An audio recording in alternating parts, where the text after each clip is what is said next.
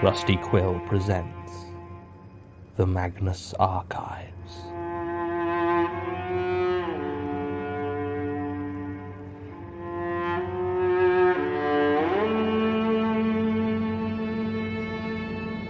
Episode 25, Growing Dark.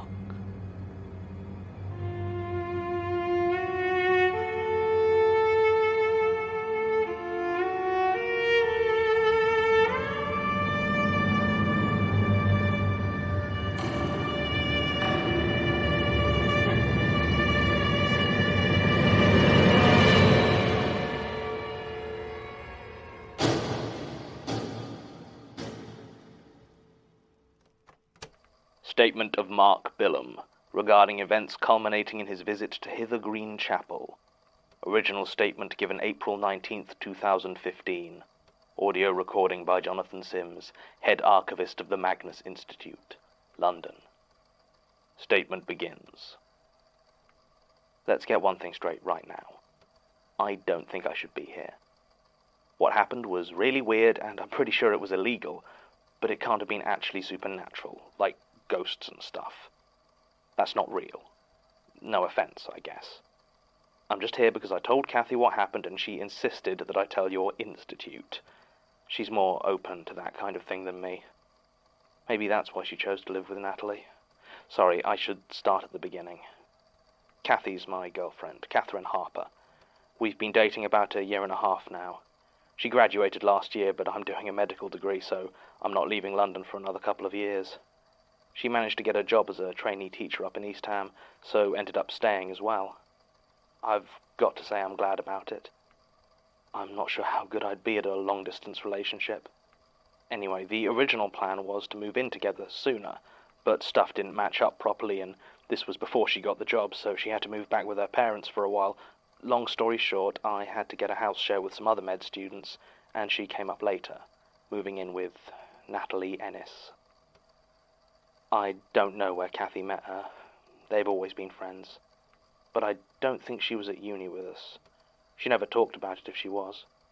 Kathy grew up in London, so maybe they were friends from school or something. She seemed nice when I met her. Quiet, but nice. She was very serious, though. I don't know if I ever actually heard her laugh. Maybe she just didn't find my jokes funny. Who knows? She was religious, too. I've never had much time for God myself, and Kathy didn't either. That's why I was kind of surprised the first time I visited her new place and found a framed Bible quote on the wall. Can't remember what it was, something about Jesus and faith. I don't really know Bible stuff. Kathy said it was Natalie's. She didn't mind her putting it up there in the living room. Kathy's nice like that, you know? Just letting people be themselves. Me and Natalie didn't get on. I don't know if you picked up on that. We didn't hate each other or anything like that. We just didn't have anything in common. She didn't really watch TV or movies, and I didn't know anything about crochet, politics, or God, which were pretty much her only interests. Kathy was always trying to get her to come out with us, and she'd just say no, which was fine by me. She always seemed happy enough, though, hooking yarn into whatever she was making at the time, reading some boring book on the political history of the bonnet or something.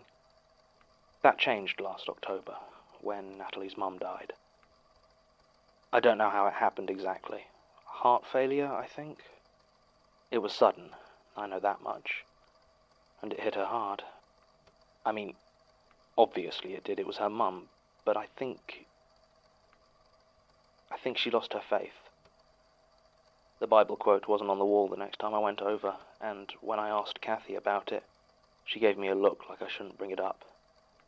I didn't see much of Natalie after that. She was still around. I'd sometimes see her heading into the kitchen to get some food or tea or something. But apart from that, she just stayed in her room. So far, so normal, right? You lose your mum and it messes you up. That month was sad, but it's not what Kathy wanted us to talk to you about. No. It was what happened afterwards. It was after Natalie found her new church. It was Kathy who told me about it. This must have been about 2 months after Natalie's mum died. I must have asked how she was doing, if she was feeling any better. Kathy said that, yeah, she was. Apparently she'd found a new congregation and seemed to be getting some comfort there. She hadn't been crying so much at night, Kathy said, and hadn't been quite as prickly when she tried to talk. I noticed that the Bible quote hadn't gone back up, though. I thought, if she was doing better, I'd probably see Natalie around more when I stayed with Kathy, but if anything, she seemed to almost completely disappear. She never seemed to be there when I went over. I'd see her leave in the evening and come home early in the morning just as the sky was starting to get light. She'd go straight into her room, ignoring us completely. When I asked her where she'd been one time, she just told me, church. I asked her a few more questions, but she stared at me in this weird way until I got freaked out and left the room. I joked with Kathy that her flatmate was turning into a vampire, but instead of laughing, she just got defensive and said that Natalie couldn't be a vampire. Then she started listing times she'd seen her in the sunlight before just kind of trailing off. I think we both realized how messed up it was if she could list the number of times she'd seen Natalie in daylight. Other strange stuff began to happen around the flat as well. The light bulbs kept blowing to begin with. Well, that's not entirely true. It always seemed to be that when we got in after dark, we'd try to turn on the lights and, well, nothing would happen. At first we just threw the old bulbs out and replaced them, but it kept happening. We checked the fuses, the sockets. Kathy even called the landlord to have someone check out the wiring, but it all seemed fine. The lights kept not working, though. Then I had a thought. The next time it happened, instead of changing the light bulb, I just tightened it. And just like that, it turned back on. The first time this happened, I was so surprised I nearly fell off the chair I was stood on. The bulbs hadn't been breaking. Someone had been unscrewing them. Not much, not enough that we could spot it, just enough for them to not work. I say someone had been doing this, but there was only one person it could have been. For some reason, Natalie had been unscrewing all the light bulbs in the flat every chance she got. That was also when Kathy started to look so tired. She kept nodding off when we went out for dinner and would often zone out if we were watching TV. I asked her about it, but she just brushed it off and said she hadn't been sleeping well. It wasn't until she got so tired she almost walked out in front of a car while she was crossing the road that I finally got her to tell me what was going on. She said that Natalie had started staying home at nights, but she was so loud that it stopped her sleeping. Natalie would wander through the living room and sing in a language Kathy didn't know, and the tune was so discordant that it set her teeth on edge. Natalie would stop singing if she came into the living room, but would then just move to her room and the song would start again. Kathy even said that when Natalie did leave, always at night, there would still be the sound of movement from her room. Shuffling, thumping noises, and occasionally the sound of something being knocked onto the floor. She'd come close to opening the door so often, but could never bring herself to do so. It seemed to be louder when she was trying to sleep. And once she thought it had moved into the living room, but she didn't go out to check. So no, Kathy wasn't getting much sleep. She started staying over with me a lot, as she said she just couldn't handle living alone with Natalie. One night, she arrived at my house almost in tears. I took her up to my room and sat her on the bed. She stared at me for a few seconds, and I was about to ask what was wrong when she started to speak. She said that Natalie had tried to convert her. She had come to Kathy's room earlier that night, knocked on the door, very polite. She'd seemed cheerier than she had since her mum's death, and asked if Kathy wanted to have some dinner and talk. Now, obviously Kathy had wanted to discuss moving out for months, but she'd never been in a fit state, so she jumped at the chance. The dining room was dark. Natalie must have unscrewed the light bulb again, because the switch did nothing. Thin slivers of moonlight coming through the curtains gave just enough light to see the table, and two bowls at either end. Natalie sat at one end and waved for Kathy to sit at the other. Kathy had wanted to run, but didn't know quite how to do so. She said it would have felt rude. So she sat down and tried to eat what Natalie had prepared. She thought it might have been spinach, but if so, it must have been boiled for far too long, and all that remained was a stringy, limp mush. It was stone cold, and she could barely get through 2 forkfuls before she started to retch. It was so slimy. She pushed it away as gently as she could. She said Natalie just watched, not even glancing at her own bowl. Finally, Kathy managed to get the nerve to speak and told her she wanted to move out. There was silence for a long second. Then Natalie had said she did as well. I'll admit I sighed with relief when Kathy said that, but she shook her head and continued. Natalie had begun to speak, longer and in more detail than she had for a long time.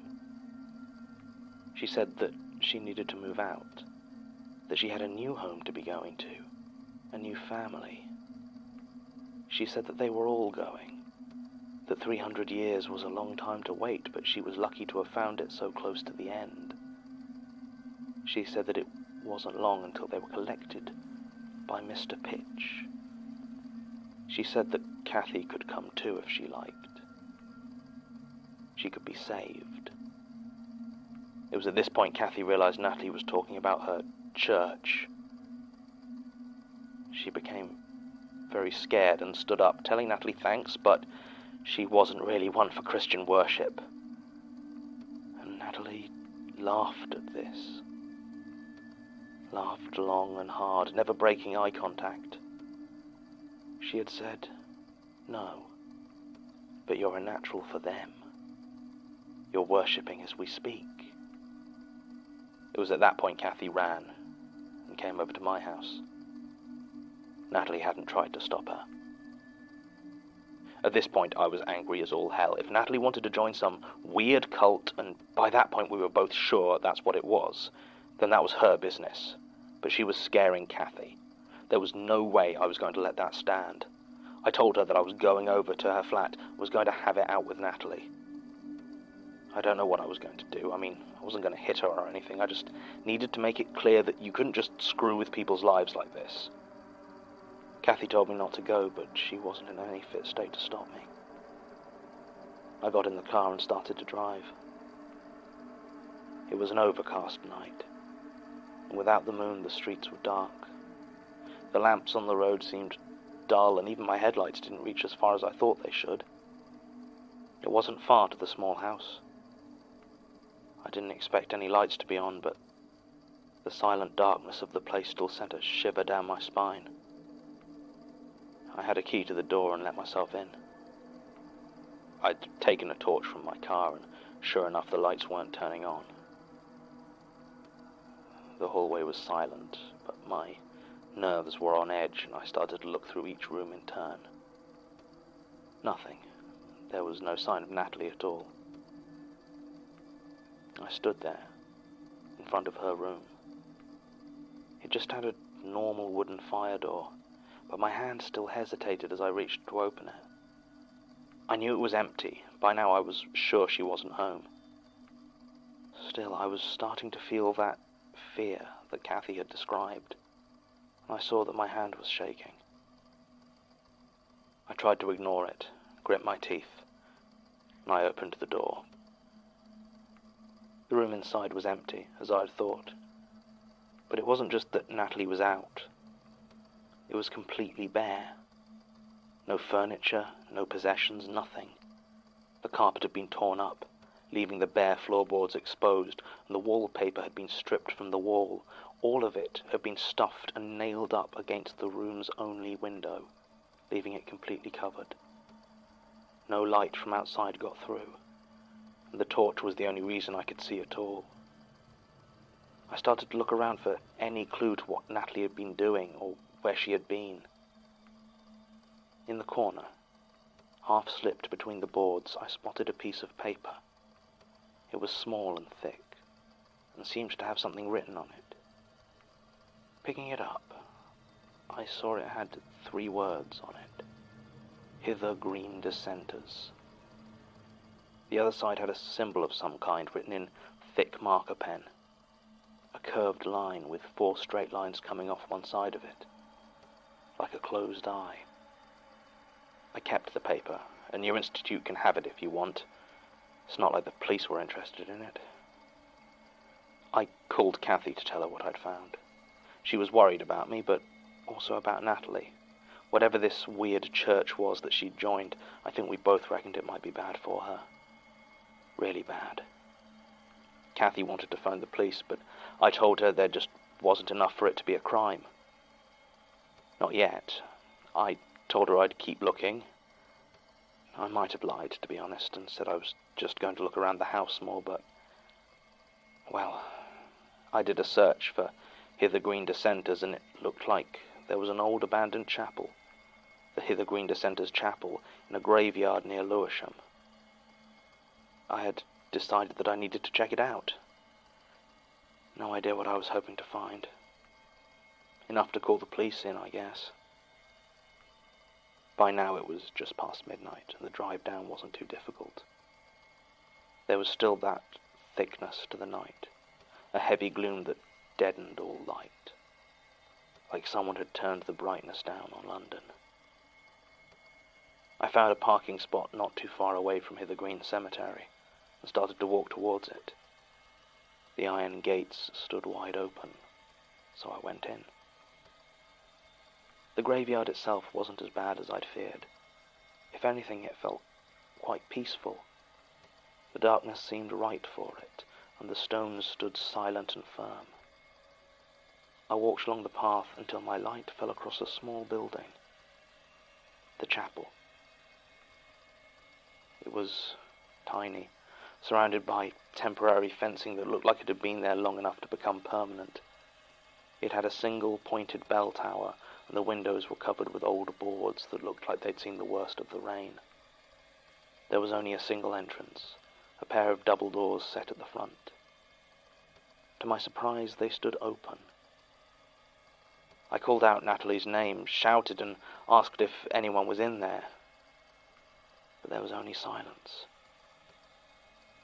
I shouldn't have gone in. Of course I shouldn't have gone in. I'm not that stupid. I've never been that stupid. But for some reason, standing there in that dark, empty cemetery, I made the decision to look inside. It was easy to squeeze past the barriers. I still had my torch with me, but it didn't shine very far in. I entered slowly, casting my light over everything, just in case there was some hooded cultist freaks waiting to jump me. But there were only old broken pews, discarded bottles and cigarette ends, the normal detritus any abandoned building collects. I was just about to turn around and leave, when my torch died. Immediately, I was plunged into complete darkness. No light was coming in through the door. I couldn't even see where the door was. Everything around me was pitch black. I tried to get the torch to turn back on, turning the bulb and hitting it in a near panic. I tried to take the batteries out and put them back in, but I couldn't see anything, and I ended up fumbling and dropping them. I knelt down and tried to feel where they were, but the ground felt odd. I hadn't paid much attention to it when I first came in, but the floor had been chipped, dusty, and covered with a layer of junk. But when I started to feel around for the batteries, it felt smooth and clean and very cold, like marble or something. I called out for help, but my voice just echoed in the silence. Then the singing started. It seemed like there were dozens of voices, but they didn't match together right. Some were singing really high, and others so low it made my teeth hurt. The words were in some other language, but I remember they kept coming together for the words Ni Alisand or Alisant, I think. I was freaking out, so I got to my feet and started to walk forward as fast as I was able, my hands stretched out in front of me in case I hit anything. The chapel couldn't have been more than 30 feet long, maybe 20 wide, but I walked for well over a minute without hitting anything. I just staggered through the complete darkness with that awful singing everywhere. At one point, I honestly thought I might have died and gone to hell. Finally, my fingers brushed against something. It was cold like the floor, but rough. It felt like rusted metal. Thin strips of rusted metal in a crisscross pattern, with small gaps between them. At least that's what it felt like. I didn't hold on to them for very long, because as my hands rested there, I felt fingers reach through the holes and try to grab me. I couldn't see them, but they felt leathery as they brushed against my skin. I screamed and leapt back, falling to the floor, and as I did so, I felt something hard jab me in the hip. It was my phone. In all that had happened, I'd forgotten I had it. I reached in and pressed the button, and the screen lit up, faint and barely visible, but I started crying like it was the first light I had seen in months. It didn't light up anything else, but as the singing began to crescendo, I desperately went to the torch function and turned it on. And it did turn on in a sudden flash of brilliance, and the singing stopped.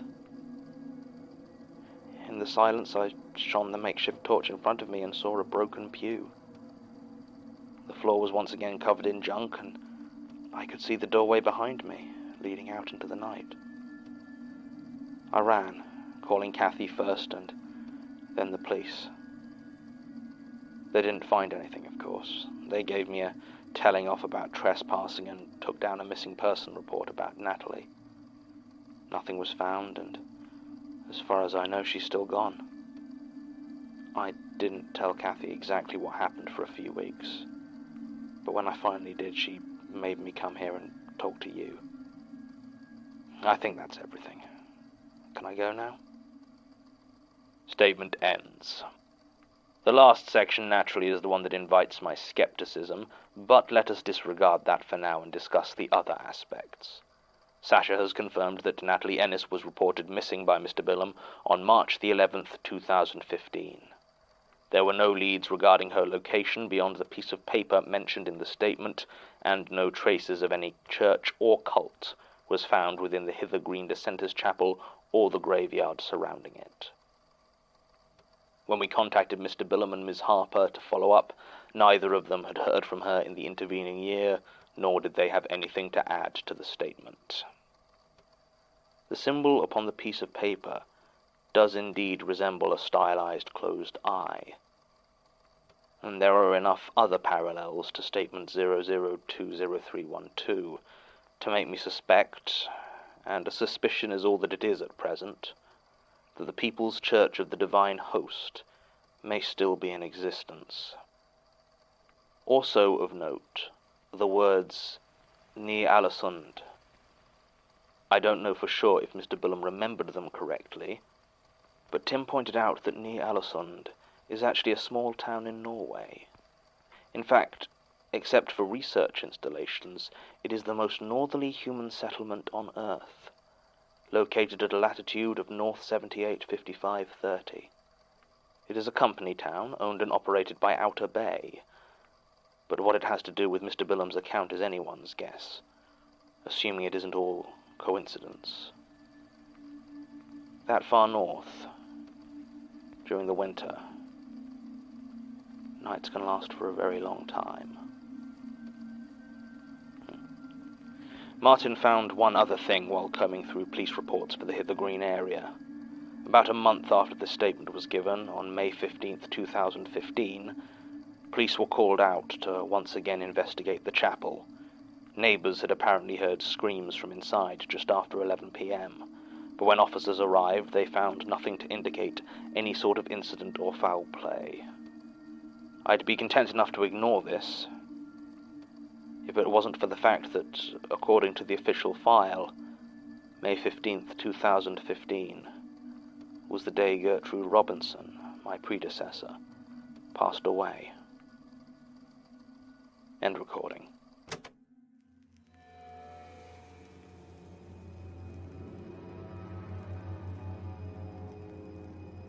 The Magnus Archives is a podcast distributed by rustyquill.com and licensed under a Creative Commons Attribution Non-Commercial Share-alike International License.